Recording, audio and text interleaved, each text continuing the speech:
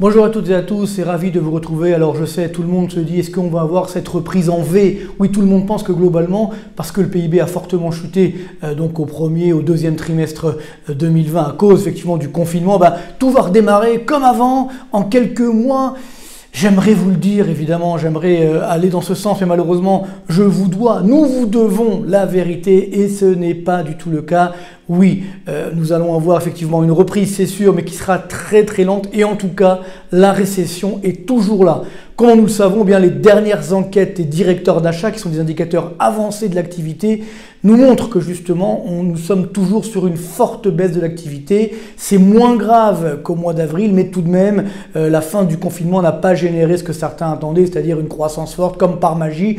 On va voir tout ça, évidemment, avec des graphiques, avec du concret. Ce n'est pas seulement, je dirais, un beau discours, c'est avant tout du concret, des statistiques, des graphiques pour qu'on puisse visualiser. C'est vraiment le plus important, je pense. Si on doit développer la culture économique, c'est aussi au travers de ces graphiques. Donc, on va commencer tout de suite avec peut-être déjà un état des lieux. C'est ce qu'effectivement on avait déjà évoqué. Entre-temps, on a eu les derniers chiffres officiels d'Eurostat pour l'ensemble des pays de la zone euro. Alors, on voit effectivement que comme on s'y attendait, la France et la lanterne rouge de la croissance de la zone euro. Alors très rapidement, là on voit les variations trimestrielles. Alors il n'y a que la Finlande qui a fait un petit 0,1%, donc une petite hausse pour la Finlande.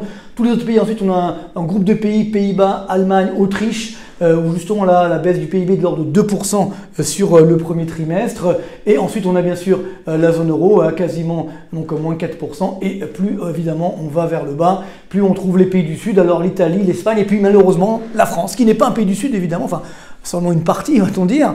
Et là on voit ici les glissements annuels. Donc la zone euro en glissement annuel, on est à moins 3,2%. Donc je rappelle que le glissement annuel, c'est le premier trimestre 2020 par rapport au premier trimestre 2019. Là aussi, n'oublions pas de choses très importantes. Il n'y a eu que 15 jours de confinement au premier trimestre. Donc c'est dire ce qui nous attend au second trimestre. Et donc là aussi, on voit que la France, malheureusement, donc variation trimestrielle, moins 5,8%. Variation en glissement annuel, moins 5,4%. Donc on a bien les pays qui limitent les dégâts. Finlande, Pays-Bas, Allemagne, Autriche, voire le Portugal, et oui finalement, et ensuite les pays qui tirent la zone euro vers le bas, notamment l'Espagne, l'Italie et la France. Alors, ce qui nous donne, si on voit graphiquement, nous sommes malheureusement loin derrière l'Allemagne, mais aussi le Royaume-Uni, puisqu'on a aussi les chiffres du Royaume-Uni désormais sur le premier trimestre. Le Royaume-Uni, c'est effectivement ici en vert. Donc on voit qu'on est à peu près moins 1,6%. Donc l'Allemagne, moins 2,2%. Et puis bien sûr, la France, moins 5,4%. Donc on voit bien que là aussi, c'est rare quand la France, vous voyez, par exemple en 2009, la France avait fait moins mal que les autres. Entre guillemets, on avait une récession moins forte. Là, la récession, malheureusement, elle est beaucoup plus forte. Et évidemment, c'est le plus important, ce n'est pas terminé. Sachant que, regardez, dès le premier trimestre 2020, je vous ai mis l'écart de croissance France-Allemagne. Regardez, on retrouve un écart de croissance, la courbe bleue ici, à l'avantage de l'Allemagne. 3,1 points d'écart de PIB entre l'Allemagne et la France. Donc l'Allemagne étant évidemment devant. Donc on voit bien que à mal identique, entre guillemets, à une pandémie identique, eh bien le résultat est complètement différent, que ce soit de ce côté du Rhin ou de l'autre côté, notamment effectivement en Allemagne. Et voilà, ça c'est l'état des lieux. Maintenant, qu'est-ce qui se passe pour demain? Là aussi, malheureusement, les indicateurs avancés du mois de mai viennent de sortir. Donc là aussi, après le confinement, donc on peut se dire il y a un effet confinement. Il y a un effet confinement effectivement. Là, on voit donc les indicateurs avancés. Donc je vous rappelle comment ça marche. C'est très simple. On a une barre à 50. Au-dessus des 50, c'est la croissance de l'activité. En deçà, c'est le recul de l'activité. Donc, vous voyez ici, la courbe bleue, c'est le PIB. Là, nous sommes dans la zone euro. On voit bien cette baisse du PIB. Puis, les courbes vertes, c'est l'activité des directeurs d'achat dans les services. Et en rouge, c'est dans l'industrie. Donc, on se souvient, ce plongeon magistral du mois d'avril. Évidemment, ça redémarre un petit peu. Évidemment, on va pas, une fois qu'on a touché le fond de la piscine, forcément, on remonte un petit peu. Mais on est toujours très, très loin, vous voyez, des niveaux de croissance. Ce qui veut dire que même si on se compare par exemple à la crise de 2009, là aussi vous voyez que finalement on a quand même un niveau d'activité, enfin du moins de décroissance, qui est beaucoup plus fort qu'en 2009. Alors si on regarde maintenant tous les secteurs confondus, toujours dans la zone euro, ce qu'on appelle l'indice composite des directeurs d'achat, un PMI c'est pour les directeurs d'achat, donc là on retrouve toujours la zone euro, l'effondrement du mois d'avril, enfin il y a eu mars-avril bien sûr, un petit rebond effectivement au mois de mai, technique, mais toujours, regardez, largement en deçà de la barre des 50. Ce qui veut dire que si on voit le glissement annuel qui va encore tomber au niveau du PIB de la zone euro, on voit qu'on est autour des moins 7, moins 8%, donc en variation annuelle. Donc ça veut dire que malheureusement, en tout cas, on ne va pas mentir, encore une fois, là aussi on aimerait que ce soit le contraire, mais ce n'est pas le cas. On a une activité qui malheureusement va continuer de baisser un peu partout, bien sûr dans la zone euro, et puis malheureusement, également en France, là aussi ça va un peu moins mal qu'au mois d'avril.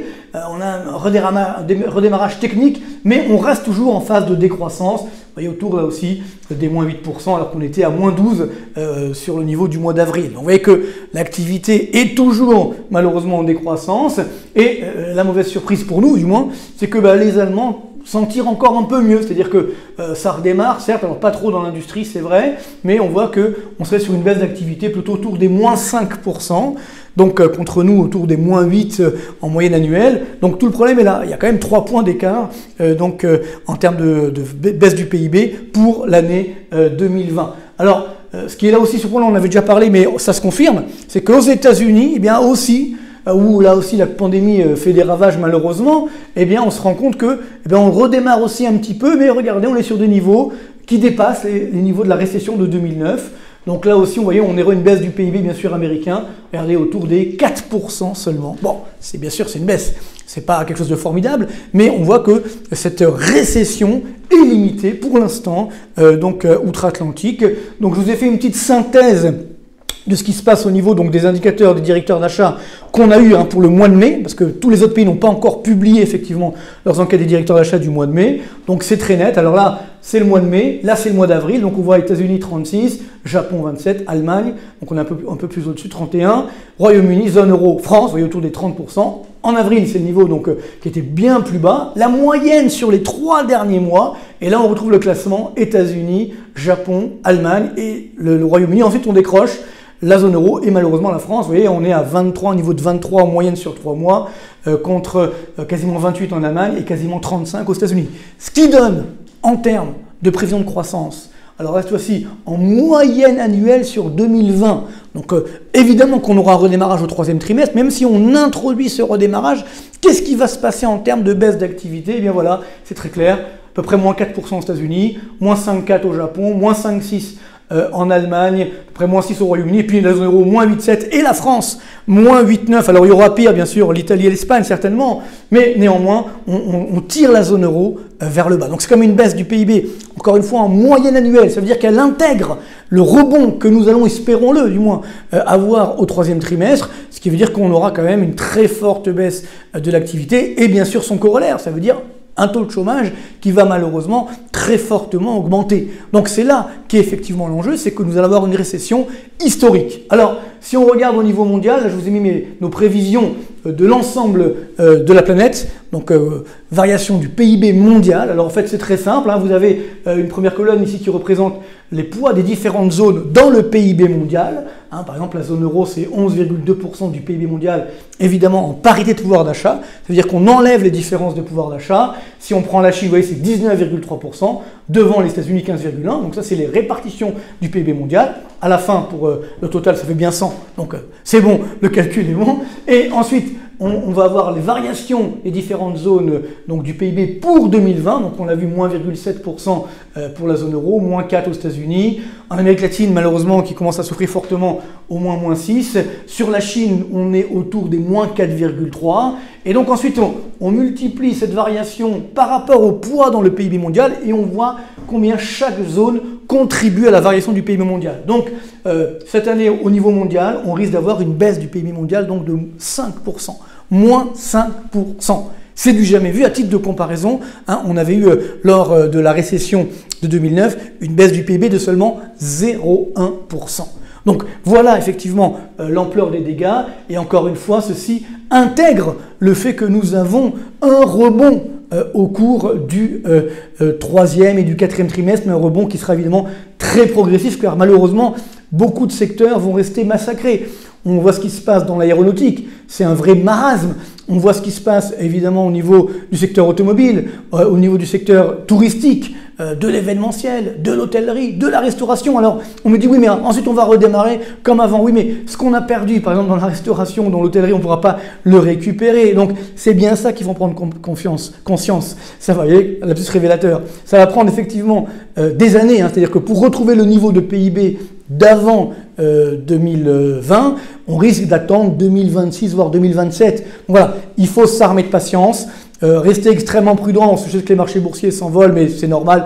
Il y a un mouvement régulier de montagnes russes, je l'avais déjà évoqué ici, mais malheureusement nous sommes sur une récession mondiale historique. Alors espérons qu'on réussira à sortir par le haut, mais la deuxième vague est en train d'arriver. La deuxième vague, c'est bien sûr des faillites d'entreprises, du chômage qui augmente. Donc voilà, j'aimerais dire l'inverse, mais je ne peux pas effectivement vous mentir. Je me dois de vous dire la vérité, au contraire de certains. Donc on doit dire la vérité pour mieux effectivement pouvoir prendre les bonnes mesures. Tout le problème étant qu'on a tellement dépensé en termes de dépenses publiques qu'évidemment, on aura du mal à redresser la barre. Donc ça veut dire qu'il faut s'habituer à une croissance faible et donc toujours avoir une vision, je dirais quand même d'optimisme, hein, d'investissement, d'innovation. C'est comme ça qu'on réussira à être malgré tout des gagnants de la crise. Mais ne rêvons pas, ça prendra du temps. L'important, c'est de faire partie justement des gagnants de la crise car il y aura forcément des laissés pour compte sur la route. Donc espérons simplement que l'ampleur du marasme social ne sera pas trop forte, notamment chez nous en France. C'est tout le mal qu'on peut nous souhaiter. Armons-nous de courage et de patience et espérons qu'effectivement on réussira à redémarrer vers le haut. Merci beaucoup et à très bientôt.